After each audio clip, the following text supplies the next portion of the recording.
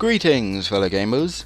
Um, in light of the whole Pokemon Alpha Ruby, is it? Alpha Ruby and Omega Sapphire remakes that have actually just been announced. Well, I say just been announced, but they're coming out soon, whatever.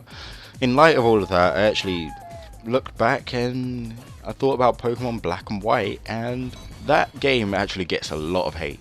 But for me, I actually do not understand why, because it's one of the best games, one of the best Pokemon games, while Pokemon X and Y really isn't that great. I see that getting praised and I don't understand why.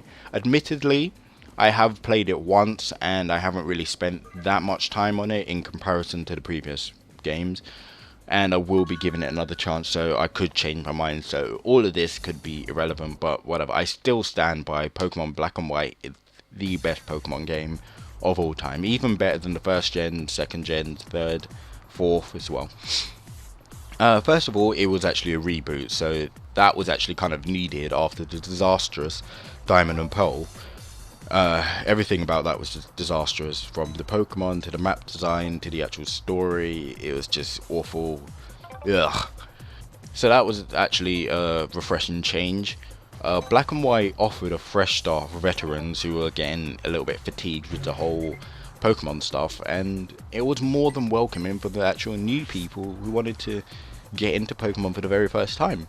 I mean, what you had was 150 brand new Pokemon, so you didn't have to know any of the previous Pokemon or anything like that, and the veterans wouldn't really feel tired from fighting all those goddamn Zubats and Pidgeys all over again.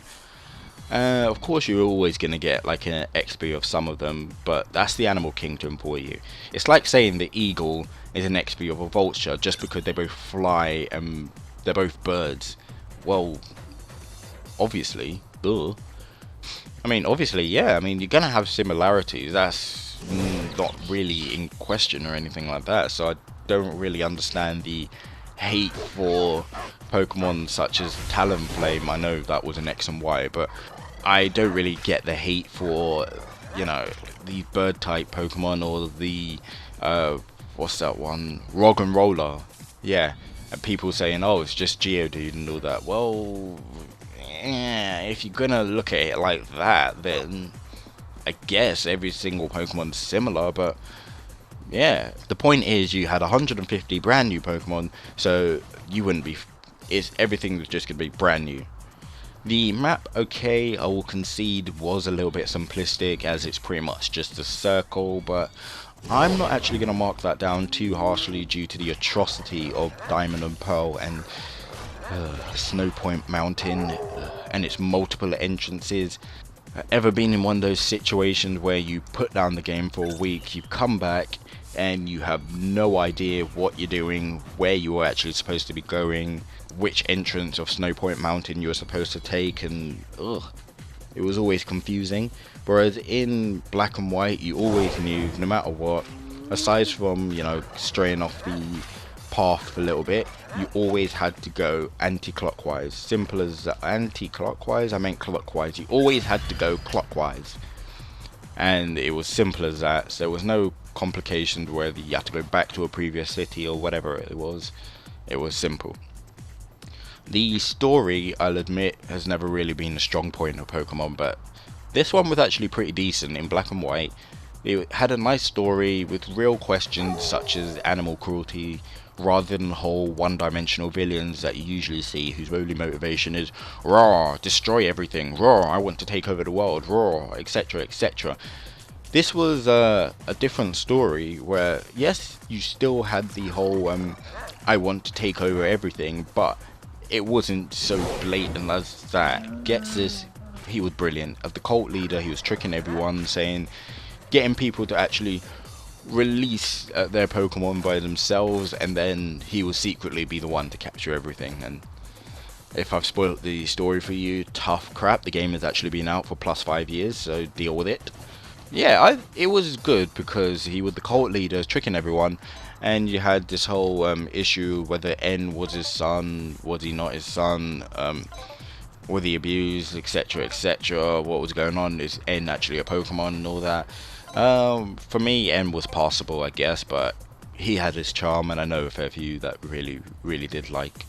And as for gameplay mechanics, it didn't really add much, but it was still great having unlimited TMs, technical machines, and it was great, you know, finally being able to use TM26 Earthquake on more than one of your Pokemon. I mean, the amount of times, oh gosh, why do I remember the exact number for that? I also remember TM14 is Ice Beam, TM38, I think it's Flamethrower, and TM22 is Solar Beam off the top of my head. But yeah, it was great to be able to use all of those technical machines on more than one Pokemon and actually have a diverse team. Arguably, you could say it wouldn't be that diverse because all of your Pokemon would actually end up having Flamethrower.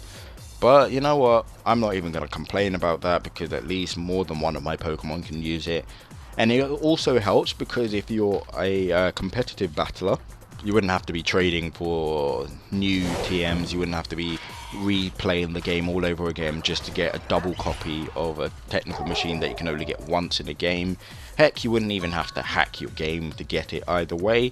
Yes, there is the question of if you're a competitive battler, you just go on Pokemon online or whatever, wherever it is nowadays. I haven't actually been on for the past, well, since Black and White came out, but the point is, you could actually use more than one copy, so that was actually a great thing.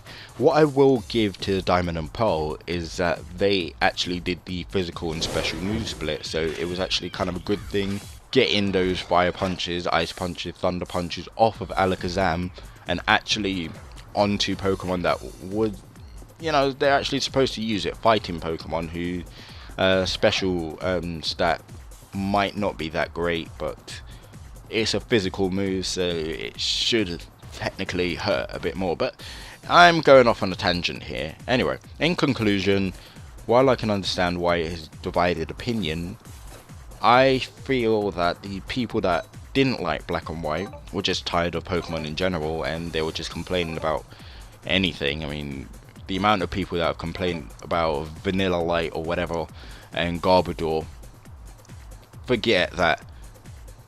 Voltorb wasn't really that creative in Generation 1, and you had Seal.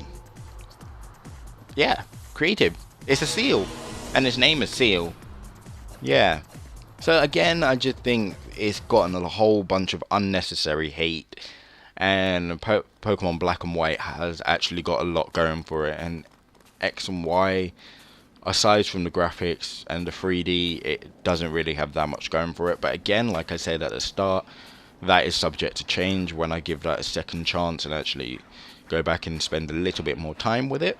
But anyway, that's all I have time for in this episode. Join us for the next episode where we'll be talking about whether Sonic the Hedgehog and Call of Duty are an Illuminati scam or not. So yeah, don't miss that one. Anyway, take care of yourselves and keep being you.